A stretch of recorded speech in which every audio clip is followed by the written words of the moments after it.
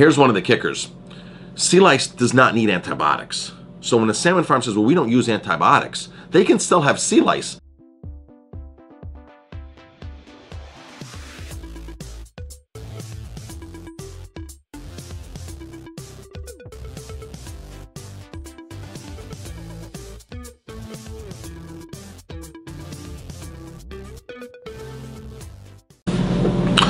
Welcome, this is Chef Marcus Guiliano, and I am your Chef on a Mission, chefonamission.com. You can also find me there, chefonamission.com, marcusg.tv as well. You can round up all my videos.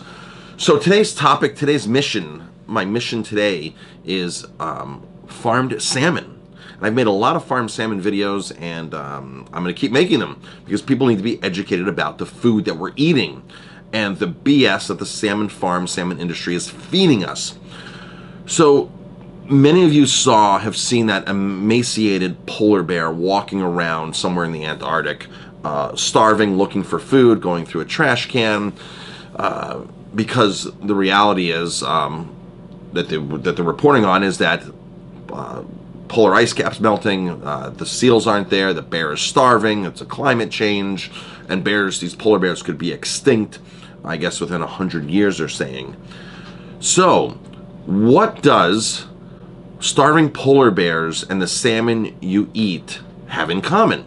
A friend of mine, Alex Morton, who's a marine biologist out of British Columbia, she's been there since the late 80s. She went there to study the orca whales. The whales are actually disappearing in that part of the world because they have no more food left to feed on. Their food source is very, very short supplied, just like that polar bear that's walking around.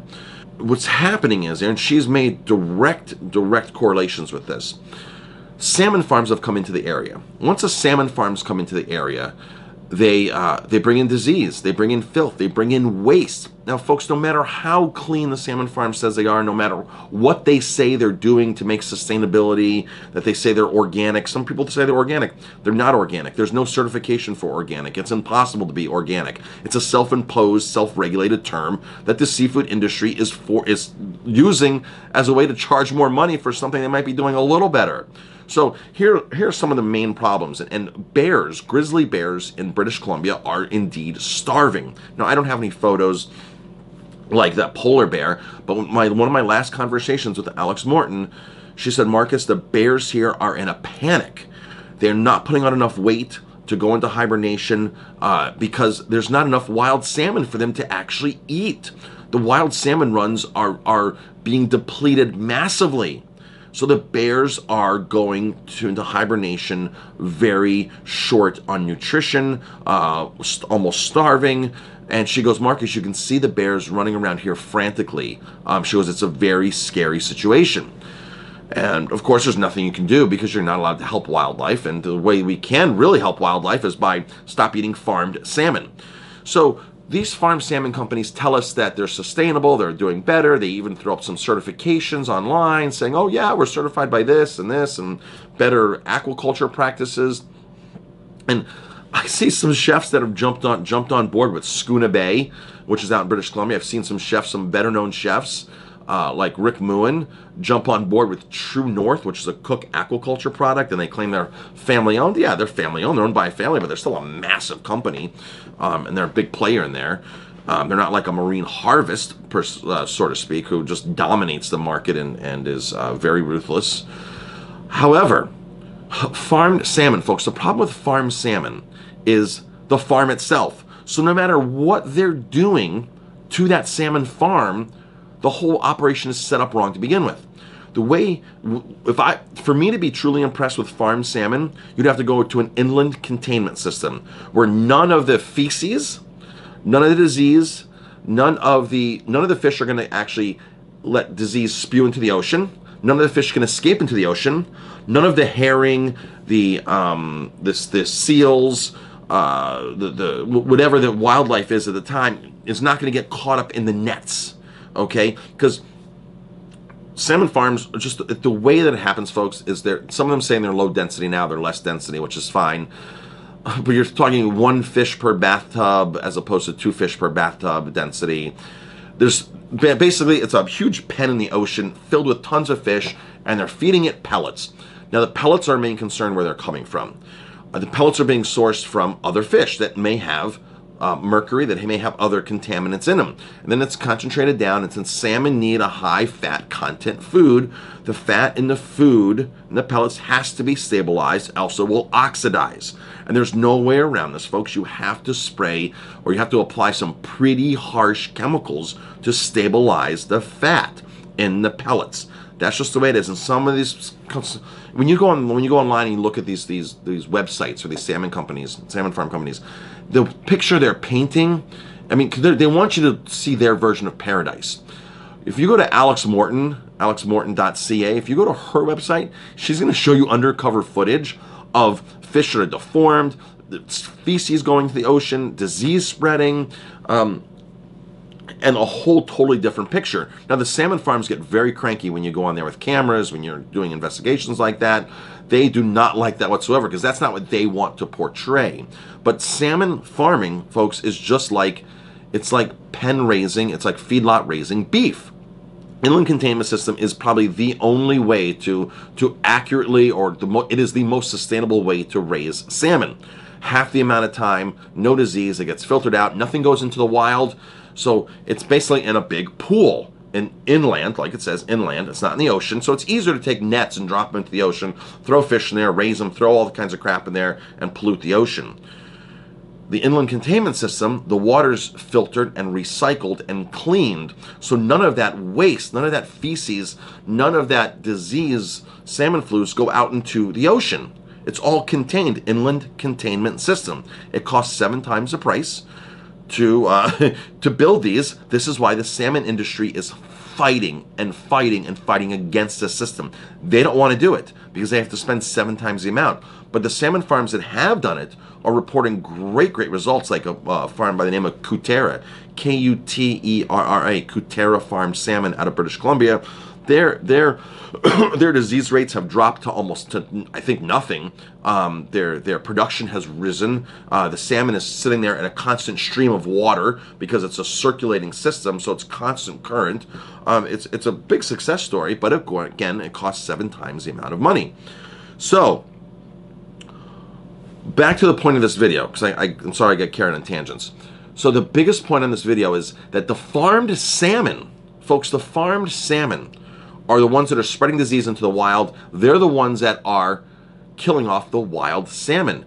We're not killing off wild salmon by eating it, by no means, because especially in Alaska, the quota system is so strong and so accurate, and it's designed for sustainability. So what's happening is the diseases from the salmon farms goes into the water, kills off the salmon, the wild salmon, and the salmon have no chance. In British Columbia, that's why the whales are disappearing, because the whales don't have salmon to eat anymore. The bears are starting to starve because they don't have salmon to eat. The salmon runs are not nearly as strong to support the population of bears. But the salmon farms saying that they're touting there, like Schooner Bay, that you're saving wild salmon by eating their farmed fish. So, not the case at all, folks. Now, let's turn this around. Let's say you have a farm that's doing the best they possibly can, or best than everybody other farm out there. Let's say it's True North. Let's say it's Schooner Bay. Let's say it's one of these salmon farms. You still have to take the fish and process it. You still have to take that fish and send it to a factory and process this fish that is loaded with diseases. Now, let's say, for example, Schooner Bay has far less disease. They're still taking it to a processing plant with other salmon that is totally contaminated with more diseases, and the stuff just sits there and spews out into the ocean. They process at a massive rate, and they process all year long. So normally what happens when wild salmon have diseases is an eagle, that salmon is a weak salmon. The eagle comes in, swipes it up, or a sea lion eats it, and these animals can actually disseminate. They can actually kill off that virus, so that virus doesn't get respread into the environment. And that's how Mother Nature works. Mother Nature has designed this perfectly. But when you put 1 million salmon together and then process hundreds of thousands of salmon at a time and spew all that stuff into the ocean in one shot and let it sit there in one containment system where everything's getting sick and everything's spewing, Mother Nature can't do her job. It's impossible for Mother Nature to do her job. So wild salmon are dying off. Bears are starving. Salmon runs aren't as strong because of that. And orca whales and all kinds of whales are having issues with food supply in British Columbia. And that's the bottom line, folks. I'm sorry this video was a little longer than I meant for it to be. There's just so much information to talk about when it comes to salmon farms, farm salmon. I mean, there's many reasons why not to support farm salmon, and that there's so many better options out there. And if you do support farm salmon, look for a brand like Kutera. Now, I've not spoke to the folks at Kutera. I've had a couple emails with them. I'm not sure what they're feeding the fish, because again, the fish pellets may be an issue. But if you're going to eat farm salmon, Kutera would be the #1 choice. If somebody said to me, Marcus, you have to eat farm salmon now to survive, pick a farm, I would pick Kutera. I would not pick True North. I would not pick Schooner Bay. I'd not pick anything that is sitting out in a bay in nets that's spreading disease, inviting the wild environment in to either get entangled in the nets and catch all those parasites, flus, and sea lice. Sea lice is so common. Now, here's one of the kickers.